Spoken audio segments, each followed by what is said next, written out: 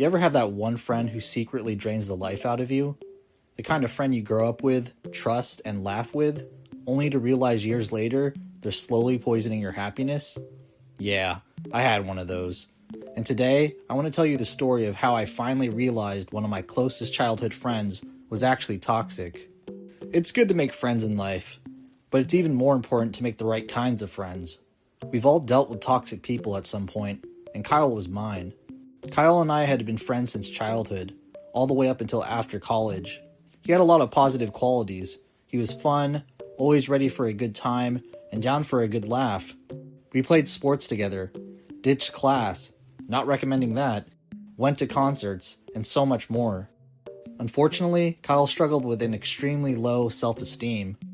Everyone has insecurities, including me, but Kyle had a habit of projecting his own onto everyone around him. For example, in college, I was active and in shape. Kyle had stopped playing sports and working out, and he eventually put on some weight. He talked about it constantly, and as a good friend, I wanted to help. So I'd invite him to run with me, work out with me, or hit the gym. Sometimes he came, but more often than not, he found excuses, especially if it involved being around other people.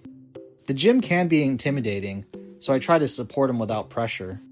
However, no matter how carefully I approached it, he took it personally, like I was calling him fat. I reassured him I only wanted to help, but it never sank in, so eventually I backed off. Still, he kept complaining month after month. It was always the same conversation. Kyle wasn't morbidly obese or anything. He just had some weight to lose. But hearing him complain nonstop without putting in any effort became exhausting.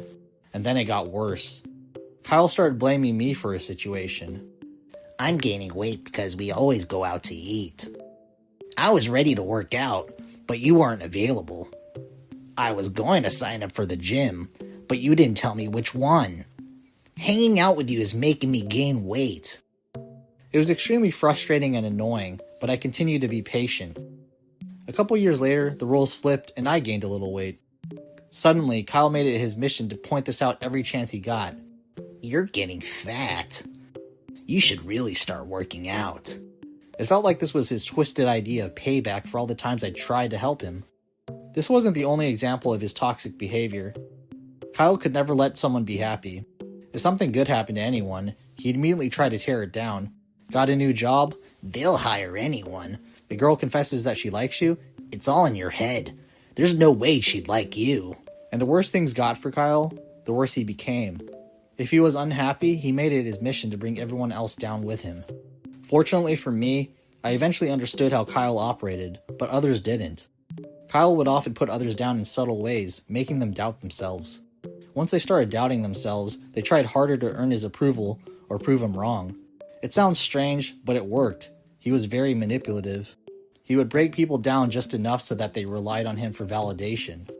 Eventually I realized I was better off keeping my distance. No matter how many times I tried to communicate that his behavior was unhealthy, nothing ever changed. It didn't matter if I approached him politely or aggressively, the outcome was still the same. I became so exhausted from carrying his issues, I slowly stopped hanging out with him. Every few years we'd run into each other.